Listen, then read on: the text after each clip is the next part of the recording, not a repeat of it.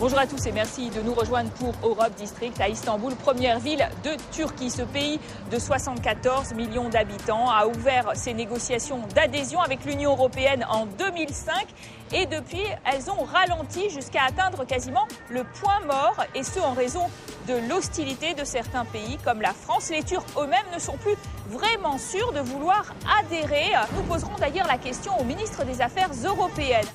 À travers nos reportages, nous verrons que Bruxelles épingle la dérive autoritariste de Recep Tayyip Erdogan et ses manquements à la liberté d'expression et à la liberté de la presse. La croissance économique est certes soutenue, mais se réoriente vers l'Est. Puis la question des 120 000 réfugiés syriens est devenue un enjeu majeur pour Ankara.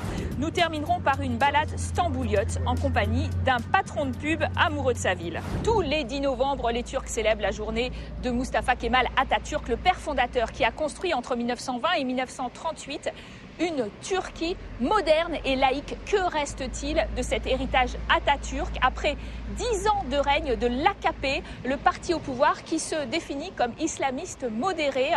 Portrait croisé de cette Turquie religieuse et laïque à l'occasion de cette journée très symbolique.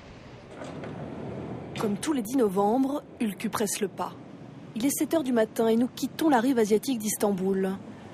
Elle est née il y a 74 ans, 3 mois après la mort d'Atatürk. Ses parents l'ont appelée ainsi du nom de la fille adoptive du fondateur de la République turque. Depuis 15 ans, ses deux amis se retrouvent pour rendre hommage à celui qui les a libérés. Mon père est né en tant qu'esclave, mais il est mort en tant que citoyen. Moi, je suis née en tant que citoyenne et je vais mourir en tant que citoyenne de la République de Turquie, la tête haute. Arrivée au palais de Dolmabahçe, la foule se densifie. Hommes, femmes, jeunes et vieux, dans une Turquie dirigée depuis 2003 par le parti islamo-conservateur de Recep Tayyip Erdogan, l'AKP, beaucoup observent un recul du principe de laïcité cher à Atatürk. Vous savez, je ne suis pas émue parce qu'il est mort. Tout le monde est mortel. Je pleure de voir ce qu'est devenue la Turquie. Cette Turquie n'est pas digne de lui. Gülizar, quant à elle, est restée sur la rive asiatique. Cela ne fait que 2 ans qu'elle vit ici. Elle a grandi dans une famille d'agriculteurs de l'Anatolie. Musulmane pratiquante, elle se dit surtout très attachée aux traditions dans lesquelles elle a été élevée. Moi, je ne peux pas sortir sans voile. Depuis que je suis toute petite, je suis voilée. Quand je mets un turban, on me traite d'extrémiste. Mais cela n'a rien à voir avec de l'extrémisme. Elle n'avait pas spécialement prévu de se rendre à une commémoration. Pourtant, quand nous nous approchons de la place Atatürk peu avant 9h05, elle souhaite que nous nous y arrêtions. Très vite, elle se fait alpaguer parce qu'elle porte le voile. Pour moi, il n'y a aucune différence que tu sois pour Atatürk ou pour l'AKP. T'as pas à venir voiler. Est-ce possible d'être aussi respectueux? C'est vraiment incroyable. Atatürk n'a pas été créé seulement pour eux. Il a été créé pour tout le monde. Cette scène est révélatrice d'une Turquie toujours plus clivée entre musulmans pratiquants et laïcs. Les tensions sont exacerbées par la politique conservatrice d'un Erdogan galvanisé par ses succès économiques et ses victoires électorales à répétition. Cette année, l'armée longtemps considérée comme la gardienne de la laïcité a pour la première fois accepté de défiler devant les femmes voilées des hauts dirigeants. 9h05, heure de la mort d'Atatürk. Les sirènes retentissent, le pays se fige.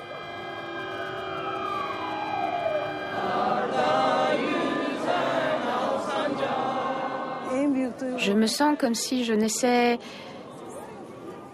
une seconde fois. Ce serait bien si tous les jours étaient comme celui-là. J'ai une telle intensité d'émotion. Quand vous me demandez ce que je ressens, j'ai du mal à répondre en une phrase. Je pense à la Turquie d'aujourd'hui. Je me dis que nous ne sommes pas dignes de l'héritage qu'il nous a laissé. Ülkü s'oppose à la volonté d'Erdogan de former la première génération religieuse. Il a aussi introduit l'enseignement de la religion dans les écoles et levé la très symbolique interdiction du port du voile à l'université. Moi, je ne suis pas opposée à ce qu'une femme porte le voile, mais je suis opposée à l'utilisation du voile ou du turban comme l'affirmation d'un symbole politique. La religion ne peut pas organiser la vie. Si la religion commence à diriger la vie sociale, alors le développement s'arrêtera. Sur la séparation du temporel et du spirituel, Ülkü, la professeure de philosophie, et Gülizar, l'anatolienne d'origine modeste, se rejoignent. Si Atatürk voyait ça, il se rebellerait. Il se révolterait en voyant à qui il a laissé la Turquie. Moi-même, ça me révolte. Entre les mains de qui est la Turquie?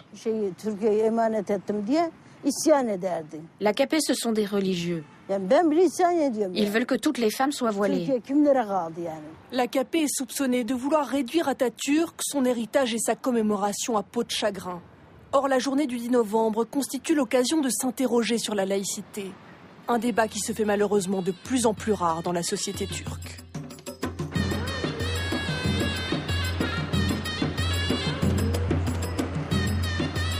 Le rapport annuel de la Commission européenne était particulièrement sévère vis-à-vis du gouvernement Erdogan, accusé de brider la liberté d'expression et la liberté de la presse. Des dizaines de journalistes sont ainsi sous les verrous pour leurs écrits. Des centaines d'étudiants sont poursuivis pour avoir participé à des manifestations d'opposition. Et ce, en raison de lois antiterroristes d'un autre âge. Reportage signé Julie Dungeloff. Sevil Sevilmi a eu 21 ans il y a quelques jours. Cette jeune franco-turque était venue passer un an en échange universitaire à Eskişehir dans le nord-ouest du pays. C'est finalement en prison qu'elle a passé 3 mois. Actuellement en Turquie, plus de 700 étudiants comme elle sont derrière les barreaux.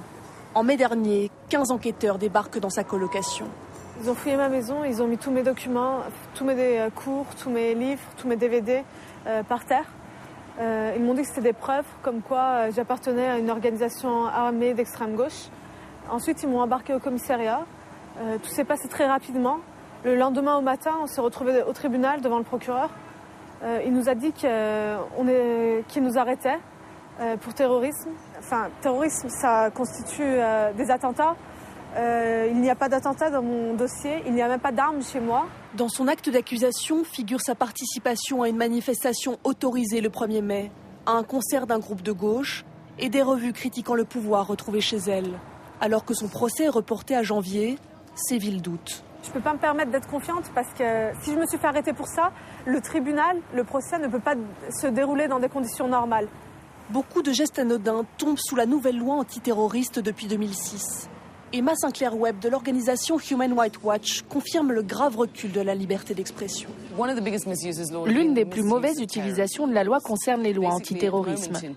En ce moment, en Turquie, nous avons environ 9000 personnes emprisonnées pour des infractions terroristes. La plupart de ces gens ont participé à des manifestations, ont été impliqués dans des activités politiques, mais n'ont commis aucun acte qui pourrait être qualifié de terroriste par la législation internationale. La Turquie compte davantage de journalistes en prison que la Chine ou l'Iran. Cagdas vient d'en faire les frais. Il sort de 9 mois de détention. On l'accuse d'être l'un des dirigeants d'une mouvance pro-kurde interdite. Quand j'étais en garde à vue, les policiers m'ont parlé des articles que j'avais écrits sur la police. Ils m'ont demandé pourquoi je m'acharnais sur eux, et je pense sincèrement que c'est pour cela que j'ai été arrêté. Cagdas s'est écroué en décembre et ne reçoit son acte d'accusation qu'en mai. Impossible de se défendre pendant 6 mois. La chose qui m'a le plus choqué dans ces accusations, c'est qu'on me reprochait d'avoir participé à des rencontres politiques dans le nord de l'Irak. Or, à ces dates, j'étais en train d'étudier aux États-Unis. Mon passeport le prouve. Ce n'est qu'après 9 mois de prison qu'ils ont finalement vérifié ces documents et ils m'ont relâché. Relâché, mais pas acquitté. Nous nous rendons à Silivri pour son procès. Il est jugé avec 43 autres journalistes. Ils risquent tous 15 à 30 ans de prison pour des relations présumées avec des branches du PKK, le Parti des travailleurs du Kurdistan, considéré comme terroriste par la Turquie et l'Union européenne. Son avocat dénonce de graves atteintes à la liberté de la presse. Les journalistes sont détenus et jugés simplement parce qu'ils ont exercé leur métier de journaliste. Ces atteintes à la liberté d'expression touchent aussi des artistes. Le pianiste internationalement reconnu Fazil Say se retrouve aujourd'hui jugé pour atteinte aux valeurs religieuses. En cause, des messages impertinents sur les réseaux sociaux dans lesquels il revendique son athéisme. Pour cela, il risque 1 an et demi de prison. Autant de cas qui sonnent comme des fausses notes pour une Turquie qui voudrait partager les valeurs européennes. Après ce reportage, nous nous retrouvons à l'antenne stambouliote du ministère des Affaires européennes en compagnie du ministre Egemen Bush. Bonjour. Bonjour. Vous avez un nombre de journalistes emprisonnés qui est supérieur à celui de la Chine et l'Iran. Est-ce là votre définition de la démocratisation en cours ? Malheureusement, la Commission européenne nous demande sans cesse de faire nos devoirs sans nous expliquer en quoi les changements législatifs consistent. Quant à ces journalistes, ils ne sont pas détenus à cause de leurs activités journalistiques. Il y a parmi eux des gens qui ont volé de l'argent dans une banque, qui ont commis un meurtre ou d'autres crimes. Est-ce qu'écrire, par exemple, sur la question kurde, c'est un acte criminel ? Mais ils n'écrivaient pas sur la question kurde. Certains d'entre eux sont accusés d'appartenir au PKK, une organisation terroriste qui exploite la question de l'identité kurde en Turquie. Les chefs d'accusation ont été établis par des procureurs indépendants et ensuite examinés par des juges qui ont décidé de placer ces individus en détention. Et si les périodes de détention vous semblent trop longues en Turquie, sachez qu'elles sont copiées sur le droit français. Le Premier ministre Recep Tayyip Erdogan a déclaré qu'il verrait pour la première fois dans l'histoire de la République l'avènement d'une génération religieuse. Comment ces propos sont-ils compatibles avec son respect pour la laïcité ? Ce n'est pas la fin du modèle laïque. Ce qu'il a voulu dire, c'est une génération qui respecte les valeurs des autres, qui respecte les valeurs traditionnelles de ce pays. Mais nous ne forçons personne à devenir religieux. Nous n'avons modifié les modes de vie de personne. Nous n'avons même pas essayé. Et nous sommes au pouvoir depuis plus de 10 ans. Les gens ont pu juger par eux-mêmes. Alors, votre Premier ministre a déclaré que si la Turquie n'intégrait pas l'Union européenne en 2023, elle serait perdue pour l'Europe. C'était un constat, une provocation ? Si la Turquie faisait déjà partie de l'Union européenne, on aurait pu éviter la plupart des problèmes économiques. Le nombre d'emplois créés en Turquie en 2011 correspond au nombre d'emplois détruits à travers les 27. Donc je ne souhaite même pas attendre jusqu'en 2023, date du centenaire de la République turque. Nous devons poursuivre maintenant le processus d'adhésion. Le processus est plus important que le résultat.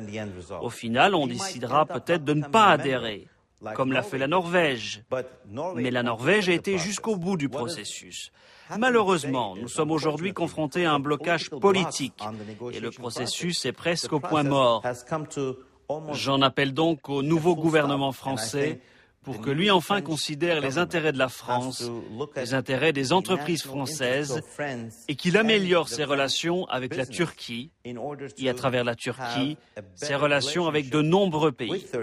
En ce moment, c'est vous qui ralentissez les négociations puisque, ne voulant pas reconnaître Chypre, vous ne reconnaissez pas la présidence chypriote de l'Union européenne. Il y a un gouvernement élu démocratiquement dans la partie sud de l'île et un autre gouvernement dans la partie nord. Elles ont chacune un président, un parlement et des systèmes scolaires. Mon pays reconnaît un de ces deux gouvernements, le vôtre, l'autre. Monsieur le ministre, merci de cet entretien. L'économie de la Turquie connaissait ces 3 dernières années une croissance insolente, plus de 8%. Cette année, les chiffres sont retombés à 2 à 3%, mais celle qu'on surnomme la Chine de l'Europe, vaste atelier de sous-traitance, dépend en effet beaucoup de l'Union européenne. Elle cherche d'ailleurs à se réorienter, à se tourner vers l'Afrique et le Moyen-Orient. Reportage. Dans la banlieue d'Istanbul, Vedat Yılmaz-Türk n'hésite pas à mettre la main à la pâte. Il pulvérise un revêtement anti-adhésif sur ses plaques de cuisson. Son entreprise, née il y a 2 ans, réalise déjà un chiffre d'affaires de 5 millions d'euros. On travaille à flux tendu pour le groupe Berki. L'idée est de respecter les commandes clients et de ne pas s'encombrer de stocks inutiles. Au 16e rang mondial, la Turquie affiche sans complexe la bonne santé de son économie. Les patrons comme Vedat débordent alors de confiance. Avant, les entreprises étaient comme des oiseaux sans ailes. Aujourd'hui, elles ont appris à voler. Nous voyons bien la place que tient la Turquie de nos jours dans le paysage économique mondial, à travers les chiffres de son commerce extérieur et de ses exportations. Avec un salaire de 700 € par mois, soit 2 fois le salaire minimum turc, ces employés restent beaucoup plus compétitifs que ceux du vieux continent. Avec la crise de l'euro, Vedat ne voit plus vraiment d'intérêt à l'adhésion européenne. Pour nous, ce n'est pas intéressant de travailler avec les 27, car nous avons réussi à toucher d'autres marchés par nos exportations. Vedat s'est tourné vers d'autres horizons plus porteurs comme l'Afrique, le Moyen-Orient et les pays de l'ex-URSS. Même si son pays réalise encore 40% de ses exportations dans l'UE, cette réorientation reflète la frustration des Turcs envers l'Europe. La Turquie a peu à peu développé une autre vision de son propre futur politique et économique, qui est de se dessiner comme un acteur régional et dès lors avoir des liens aussi favorables qu'avec l'Europe, avec d'autres centres ou pôles régionaux et globaux.